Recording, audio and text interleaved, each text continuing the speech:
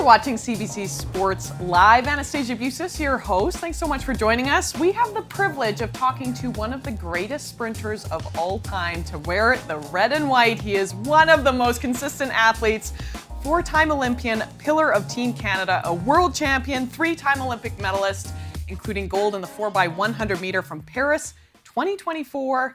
You know him well, Mr. Aaron Brown. It is so lovely to see your face. Thanks so much for joining me in Toronto. How are you doing? I'm good. I'm back in my home city. I'm feeling good. Repping, I love the rep in the OVO. Yes. Yeah, you a big Leafs fan?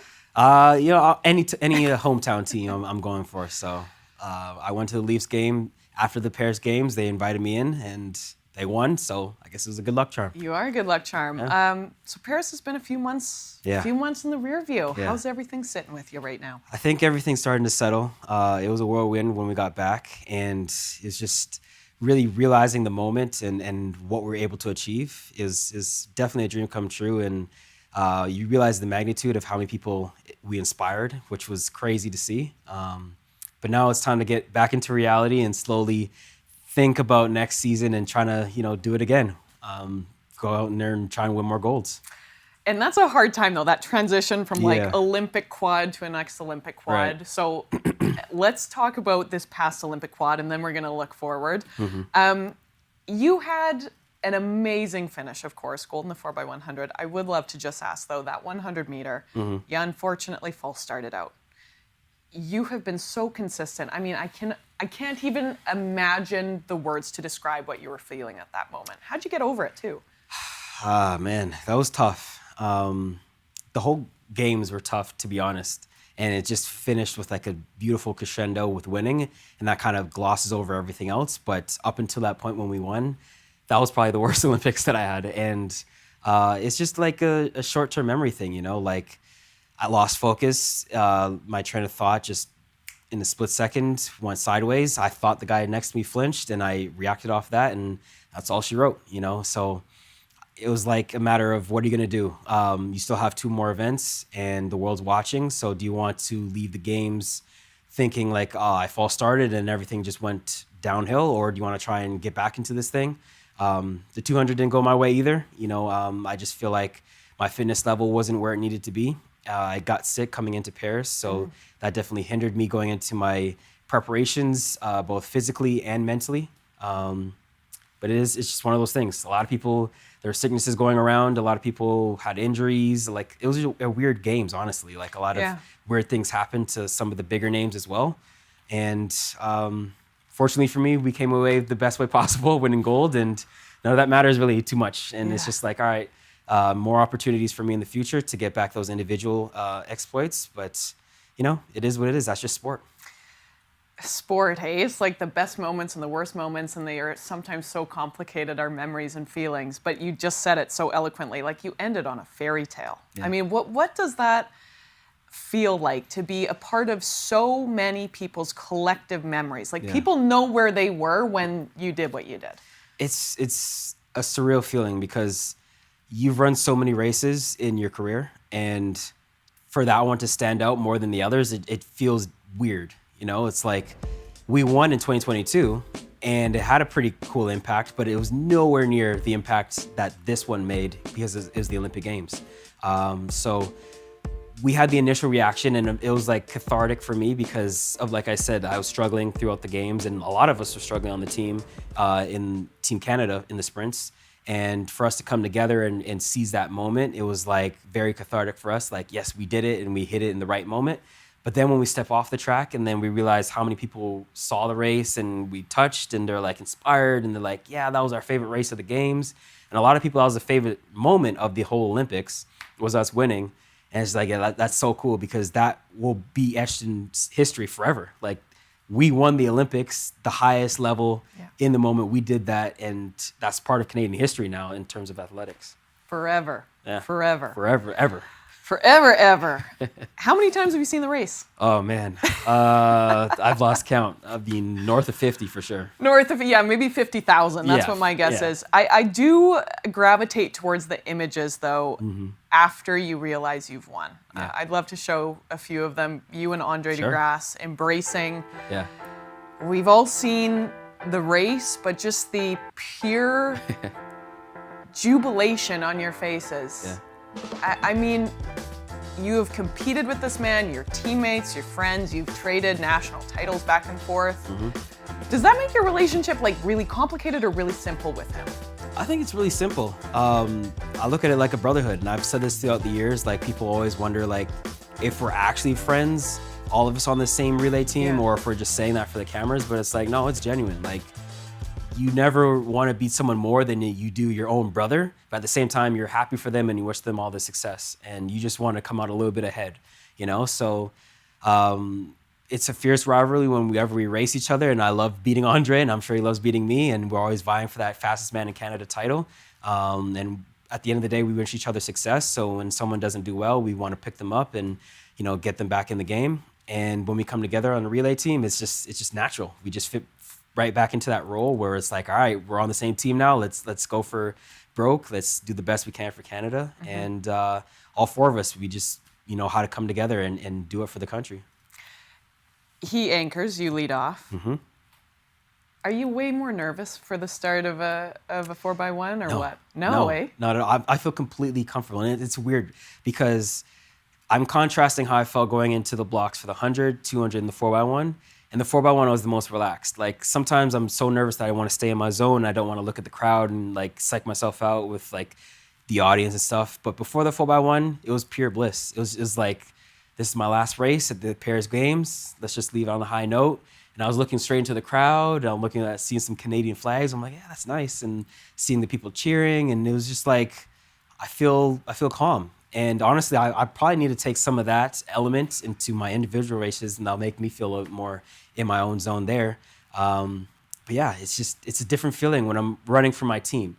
Like, I know, like, it's not only on me, and I'm running for something bigger than just myself. I'm running for my team, and I'm representing Canada, like full-fledged. Like, it's not just Aaron Brown, it's Team Canada.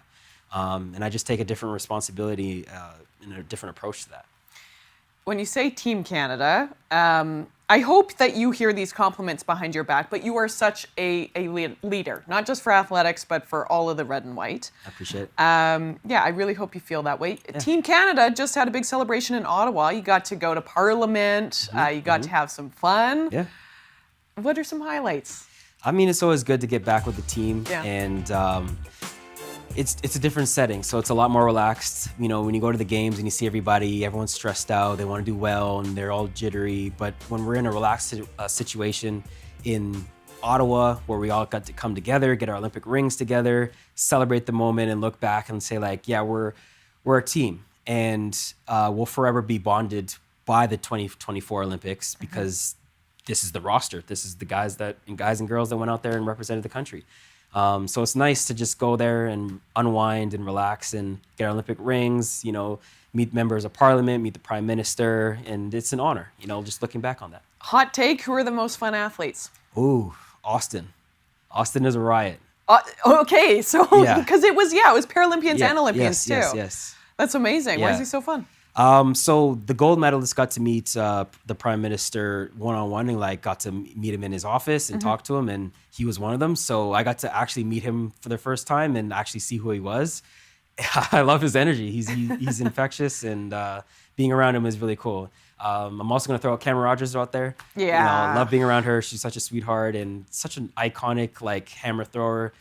Just really put the sport on the map, her and Ethan. But yeah, Cameron and Austin. Okay, times. So you're saying athletes are the most fun? Oh yeah, of course. Okay, on winter, I'm going to say curlers and figure skaters, but I'm happy you had fun in Ottawa. Yeah. Can we talk about sprint? Let's talk about Netflix for a second. Let's do it. What's the POV from the athletes? Because it is cool. I mean, it is cool, but with every, sporting documentary, there are certain narratives. Yeah. What do people think? So I'm a content creator, so I understand what goes into the final product. And I was also there when they were filming, and my group was in it a lot in both seasons, and I was actually in it a lot too because I'm training with my group, and they have my coach in it, and they feature a lot of people that I know.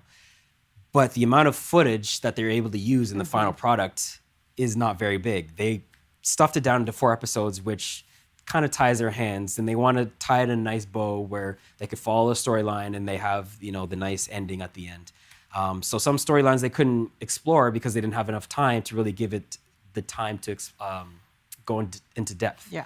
So with that understanding, I know why we didn't really get mentioned in terms of us winning, because what they do is they film the people who they think are going to have the most success in Paris and then follow their storyline, and hopefully it pays off where they win in Paris. And so I'm assuming they thought the U.S. was going to win the 4x1 med side. Yeah. So they decided to, focus on those protagonists a little bit more. And when we won, they couldn't then shift and be like, oh, let's get some Canadian guys, because they hadn't been following us throughout the whole storyline. But it did, they could at least show the race or say bit. Hey, this is who won. Yeah. But the way that they made it seem was like once the U.S. was DQ'd, the whole race was canceled. And it's just like, let's just go back to the women's 4x1 where the Americans won. Yeah. And, everyone has their own hot takes. I have my opinions. You could see my Instagram posts. Well, I do love it, and I want to show it. Yeah. I mean, that little, what do we call it? A trend, like on everyone's For You page. Okay, as a casual American sports fan, I thought Sprint was a good watch on Netflix, but I wish they would have showed more races like the men's 4x100 meter. It was such a good race. Yeah. He's wearing his Olympic gold medal. Yeah, had the subtle flex, still all in the details. Yeah. Had to put on the Olympic medal, just to let him know. But it is what it is. I say that tongue in cheek, and it would have been nice to be featured in it more, but I understand they only had 4 episodes. There's only so much footage they could use. And I know they had so much footage because they followed people for like months. Yeah. So to cut it down, and they're on a time crunch too. They're trying to get it out as quickly as possible. Editing is always so hard. But there is a great, magnifying glass on the States and Jamaica. Does Canada have a role to play in that going forward? I mean, if we want to focus on sprints, I think the 4x1's a sprint event, so you kind of have to, right? We've run 2 in the last, 3 years, 2022 and 2024, so we're kind of a player. I don't know. Maybe we got to be a little bit more of a force individually, which we're all looking to do, but if you're going to include the relays, you can't not mention Canada. Absolutely. Okay, talking about individuals, I do just want to quickly mention Noah Lyles. You've seen the I Show Speed showdown? Okay, so I would love to just bring that up quickly. Noah Lyles and I Show Speed, he's a very famous streamer, YouTuber, whatnot, quite entertaining. That's Mr. Beast. They run what? They're not in blocks. It's 60 meters, 60 meters give or take. Break this down for me from your. So you can notice that I Show Speed got the jump on Noah, which I'm sure he wasn't anticipating, but he did pop straight up. And so when you get right up into your running, you're going to be a lot faster at the beginning of the race, but that's going to hurt you at the back end, which you can clearly see Noah passing pretty easily. And I'm anticipating Noah was probably just going through the motions at the beginning, and then when he saw he had a little bit of a jump, he hit it a little bit, and then once he looked over at him, he's like, I got this in the bag, and he clowned across the line just to make it look good for YouTube. But if he was actually trying, I'm sure he would have got him from the jump. He said he was going 20%. Accurate assessment? 20 is a little low. I mean, I could tell once he, if you want to aggregate it for the entirety of the race, maybe he hit it a little bit when he passed him and then started messing off. I'd say a little bit closer to 50. 50. Yeah. You heard it here first. I love that. Is this good for the sport? I mean, it is a gimmick. It's fun. It's a gimmick. I think it could be. It depends on how it blossoms, because it makes Noah bigger, so it's definitely objectively good for him. He's cross-posting with a big star in the space, so people might be more interested in the sport, but they might also just be interested in Noah versus athletics as a whole. So it depends on how you leverage the moment. Absolutely. There are a lot of opportunities, though, like a Grand Slam of track. I mean, is this making you all excited? Because so many things are popping up. Yeah, and I think the more things we have going on with our sport, the better. And overall, I've always advocated for the growth of our sport on the professional side. That's something I'm very passionate about. And all this stuff is great to me. Whether it's Athros or Grand Slam or him doing gimmicks like this, all of it puts more spotlight on our sport, which is, in the end, it can be a good thing. It's just on management and marketing to leverage those opportunities to grow the sport as a whole. Even things like sprints, whether we're in it or not, it's still objectively, I think, a good thing for the sport because it puts more eyes on us. And that's what we want at the end of the day, more money flowing into the sports.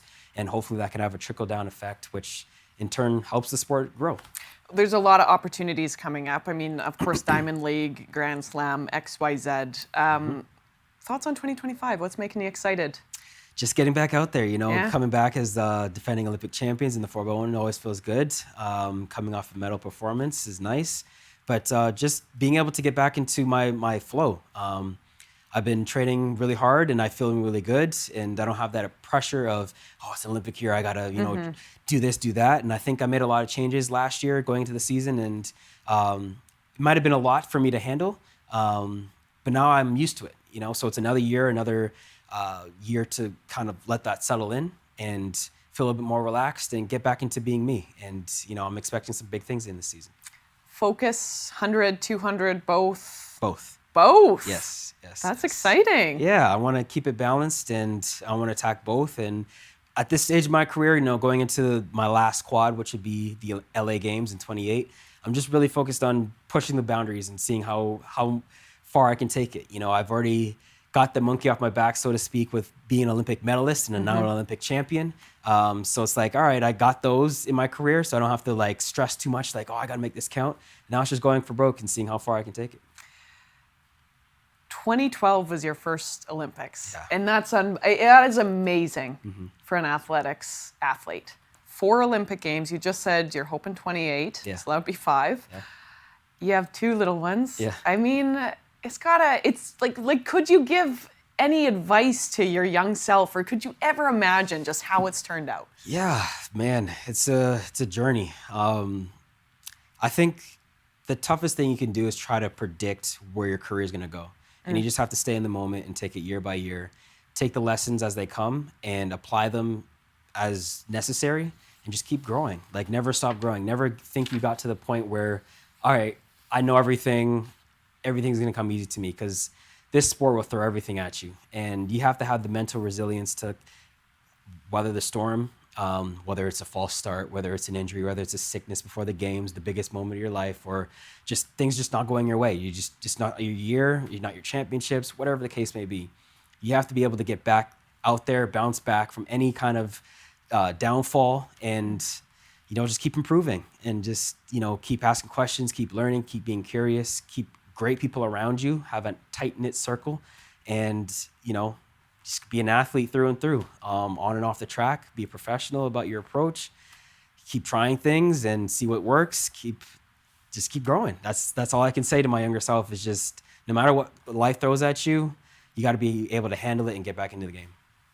And hopefully you'll be back into a packed stadium in Tokyo for World Championships later this summer. Yes, yeah. One of the greatest regrets, so to speak, was that Tokyo was the COVID games, because I think they would have done a really good job. And then if they could have their vision the way they set out to before COVID hit, I think it would have been a fantastic games, and we'll never be able to tell. But I think a good consolation is having the World Championships there this year. So hopefully it's going to be as good as I am imagining. Absolutely. And I mean, I love that you just hinted LA 2028. Will we see the other 3 members of the 4x1 in 2028? I guess that's a question that you can't answer, but a lot of Canadians thinking about it. I mean, anything could happen. It's 4 years away, so you never know what the Canadian scene is going to look like, but we all have plans of going back and defending the title. We know we have strong guys in the wings itching for their opportunity. You got Malachi and Dwayne and Eliza, and then whoever knows who else is going to pop up. They all want spots in the 4x1 and individually in the 1 and 2, and it's going to be exciting. The more depth we have in the sport, the better we're going to be as a team. Thank you so much for this, Aaron. It's always such a pleasure to just connect and chat and catch up. Thank you so much. Thanks for having me on Athletics North. Congrats on everything, buddy. Thanks. Thank you. Appreciate it.